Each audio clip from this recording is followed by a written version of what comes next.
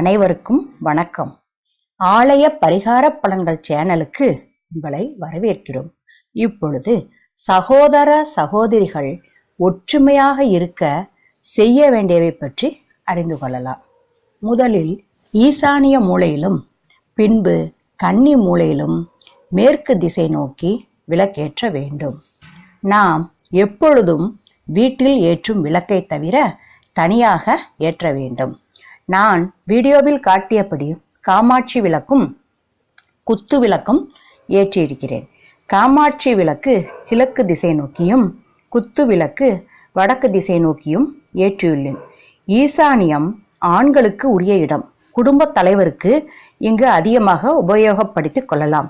குழந்தைகள் படிப்பதற்கு இந்த இடத்தை யூஸ் செய்யலாம். இந்த இடம் சிறிது பள்ளமாக இருப்பது சிறந்தது.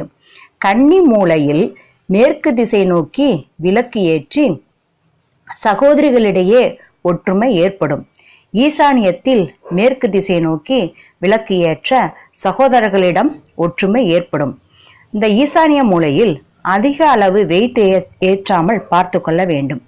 கன்னி மூலையில் பொன் பொருள் பணம் சேமித்து வைக்கலாம். இரண்டு மூலையையும் அந்த இடத்தை சுத்தமாக வைத்து கொள்ள வேண்டும்.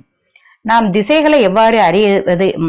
ஈசானியம் கன்னி மூலையை அறிஞ்சு கொள்ள எளிய வழி, கிழக்கு நோக்கி நின்று இடது பக்கம் மூலை ஈசானியம். நாம் மேற்கு நோக்கி நின்றால் இடது பக்கம் மூலை கன்னியாகும்.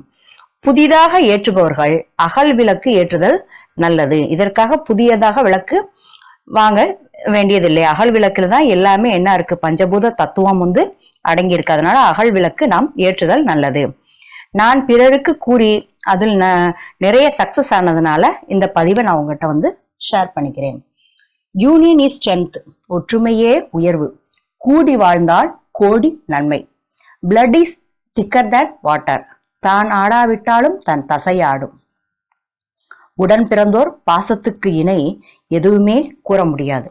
சகோதர சகோதரிகள் சகோதர சகோதரர்கள் உடன் பிறந்தோர் அனைவரும் நம்பிக்கையுடனும் மன உறுதியுடனும் மேற்கு நோக்கி விளக்கேற்றி நம் உடன் பிறந்தவர்களுடன் சேர்ந்து பாச பறவைகளாகவும் பாச மலர்களாகவும் ஒரு கூட்டு பறவைகளாகவும் இணைந்து நிடூடி வாழ்வீர்களாக.